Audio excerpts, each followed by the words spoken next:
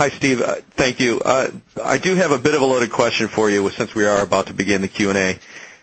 Given all of the things that we discussed today, and particularly some of the trends that you're looking at, what's the most important channel a global brand needs to be participating in today? I think that's going to vary by their audience. So I'm going to encourage people not to look at channels. I mean, there's a tendency in marketing for people to read about something in the New York Times or in the Financial Times, and then get an email from their CEO. We need a Facebook program. We need a Twitter program. And I'm going to urge you not to focus on channels, but instead to really focus on your people. Where do they spend time? What's relevant to them? Where is there overlap with you? And then from there, to kind of think about what channels they hang out on. So I think that answer is going to be like snowflakes. There's not going to be a single one that's alike for any given situation. So I'm chickening out of that question. All right. That's a good answer, though. Hey, Marshall, I have a question for you. You specifically made the statement that there are no borders, but yet Wolfgang was telling us that everything is hyperlocal. And I know those two things are not necessarily diametrically opposed. They could be somewhat complementary. So, how do we find a balance there, and where are the low-hanging fruit? And just specifically, where does U.S. conversation in particular impact the U.K. conversation, or impact the U.K. broadly speaking? Great question, and I'll take the second piece of it first if I could, because it's a simpler answer. That question goes to the larger question of language. One of the reasons I think, and this is just my personal view, that there aren't as many native blogs in the UK is that if you're reading blogs these days, as Steve points out, you've likely found it through a search engine, and most likely you're finding, even if you're sitting in the UK, that you're searching in English, so you're finding US-based sites. And so as we think about digital strategy for clients here in the UK, it's critically important that we think about what's happening in the U.S. and what's happening outside of the U.K. I think that the classic example of this is in the healthcare space, where all across Europe we've got pretty tough regulations that make it impossible for pharma companies to talk about their products, their own brands, but European users are visiting U.S.-based sites, branded sites, that are put up under and perfectly acceptable under U.S. regulations. Which, sort of leads back to the first question. Wolfgang's absolutely right. When we put programs in place for clients, we're always talking about how we've got to hyper-localize them because the web is a conversational medium. But at the same time, we have to keep in mind that conversation is happening across borders. So when I start thinking about hyper-localization, for me, English and Spanish are the best examples of this, where we've got languages being spoken across a huge segment of the geographical portion of the world. We don't know whether we're reaching people for our client in Spanish in Spain or in Peru or Argentina. And it's very difficult to tell when we're dealing with social media where those audiences sit. So in some ways we have to think of strategies that are localized to the markets and localized for the languages, but that also are complementary to business goals or interests that are happening in markets that we're not actively or meaning to operate in.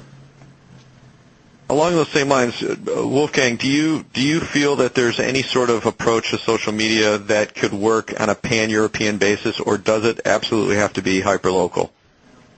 Well, I do think that the strategic approach to social media definitely can be pan-European or even global.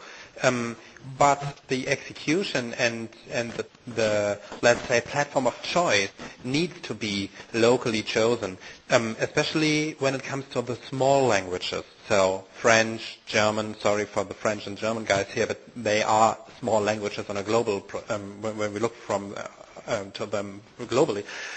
So because the vast majority of French social media guys and German social media guys and Polish social media guys are in their language community. So yes, you can have a pan-European or global idea and strategy, but you need to drill it down to where do we gonna execute it on the local basis. Social networks are quite popular in most if not all, European countries. So yes, you can do a social network outreach, for example, but not just Facebook, because Facebook is, let's say, irrelevant in a lot of European countries. Just want to add some words about localization of internet campaigning. If you the more localization of internet campaigning, the better. Global Google, which is better, only loses to its competitor Yandex in Russia due to localization. Services that appeal to particular Russian consumers' interest, for instance, Yandex Guru consumer advisory feature or Moscow traffic online navigation feature. So it's the more localization is the better. Well, just a follow-up question to that. I have just a quick follow-up. The Russian internet market is still in its infancy compared to some of the other countries that we've been talking about. Do you see big opportunities for brands that are willing to step into the market and try social media campaigns in Russia?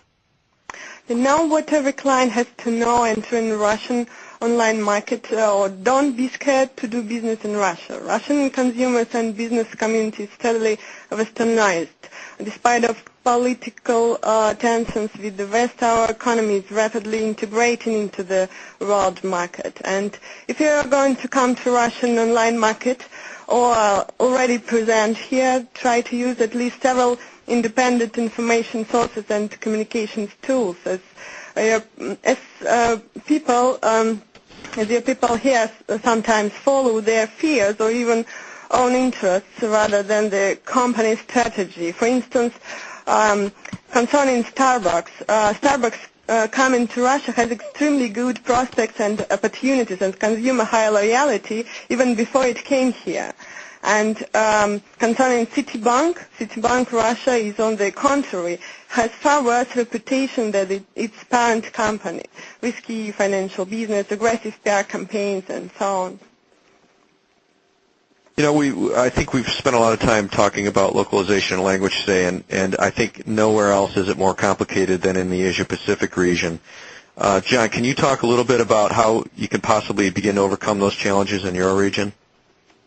Absolutely. I think a good example of this challenge is I got a couple of emails from my regional colleagues asking if this webinar would be broadcast in 3 multiple languages at the same time. And I think, that's really the expectation that a lot of people across the region, Asia Pacific, Europe, that have non-English speaking as a core, expect now. So now we will be taking this webinar and dubbing it in multiple languages. I worry about what my voice will sound like. But I think, the main thing, building upon what Wolfgang and Marshall and Olga have talked about, is really if you're running a global communications function and you are thinking about, rolling out a campaign in a region like Asia, then really it requires you to rethink the function and rethink about how you do regional programs, especially when it comes to social media. Unlike the traditional media, there are no regional social media outlets. I think about Richard McManus in New Zealand, my native country, who runs one of the top 10 blogs in the world. And there's multiple ownerships you need to think about: the New Zealand ownership, the regional ownership, the global ownership. And so I think, again, that when you're looking at programs, more often than not, you are kind of built into a way of thinking geographically about how to roll them out. I would argue now that you need to start to think on a language basis and a hyper-local basis. For example, things like Mandarin, which, when you look at a slide from ComScore, there's a great presentation called The State of the Global Internet, came out in March of this year. It's readily available, full of great statistics from Asia Pacific. But it even talks about the number of people who are conversing in Mandarin in places like Australia, and obviously looking at Mandarin content in places like Taiwan, Hong Kong, China.